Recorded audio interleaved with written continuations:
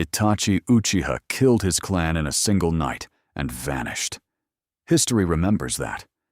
History forgot one detail. On his way out of the village, he took the one boy no one wanted. A Jinchuriki and a fugitive, disappearing into the dark together, one teaching the other that survival is the only loyalty that matters. He didn't do it out of love, not at first. He looked at the starving, hated child the village had thrown away, and saw a weapon they were too blind to guard. So he took it. By dawn, Konoha had lost a clan and a Jinchuriki in the same night, and never once guessed the two had left together. There were no bedtime stories. There were lessons. How to move without sound. How to sleep with one eye open. How to end a fight before it began. Kindness gets you killed, Itachi told him. The village taught you that. I'm only finishing the lesson. The hunters came fast. Konoha wanted its weapon back. The first ambush hit them in a rain-soaked ravine. 4 Anbu, silent, lethal. Naruto watched Itachi move like water and lightning, and when a 5th blade came for the boy's back, something in his gut roared awake. Red chakra, a scream, and a hunter thrown through a tree he never got up from. Itachi didn't comfort him. He weaponized it. Year by year he pushed the boy harder. Chakra control, killing intent, the cold geometry of a real fight. Naruto grew fast and sharp and precise. He stopped flinching. He stopped asking why. He only asked who was next. By 14, the bounty on the pair could buy a village, and every rogue in the land came to collect. In a dead canyon, they cornered Naruto alone. A dozen blades. One boy. He let the fox up on purpose now. The cloak burned to life around him. The ground cracked, and the canyon filled with screaming. By the time Itachi arrived, there was nothing left to save. The boy had already won.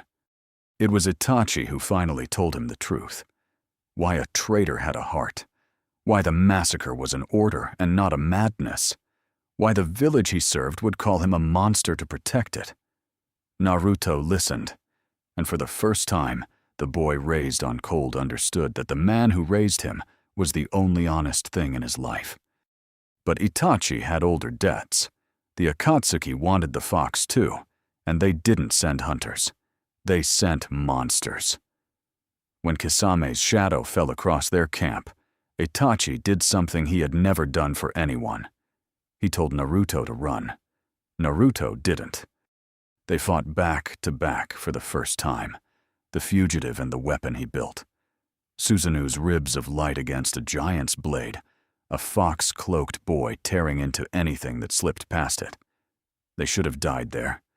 Instead, they carved a way out through a battlefield that glowed for miles, and the survivors carried word of a Jinchuriki who fought like a demon, and an Uchiha who would burn the world to keep him breathing. In the end, all roads led back to the Leaf, the village that threw him away and now trembled at what it had made. Naruto walked to its gates, not as a lost son, but as a question with a body.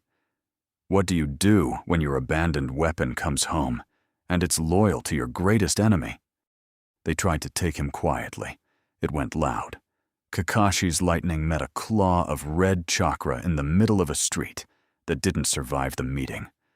Naruto fought the village that made him into what it feared. Every strike an argument. You did this. You did this. You did this. And for one terrible moment, Konoha understood exactly what it had thrown away. But a weapon raised by Itachi learned more than killing. He learned when not to. Standing over the village at his mercy, Naruto had to choose which lesson to keep. The cold one that kept him alive, or the quiet one Itachi never admitted he was teaching. What he chooses decides whether the Leaf's monster becomes its reckoning, or something worse. He didn't burn it down. Not that day. He turned his back on the village that made him and walked into the dark beside the only person who ever chose him, an enemy of the Leaf, loyal to no flag, who calls Itachi brother. The leaf abandoned a boy once. It's going to spend a very long time regretting who raised him. So, better raised by Itachi or by the leaf? Tell me in the comments.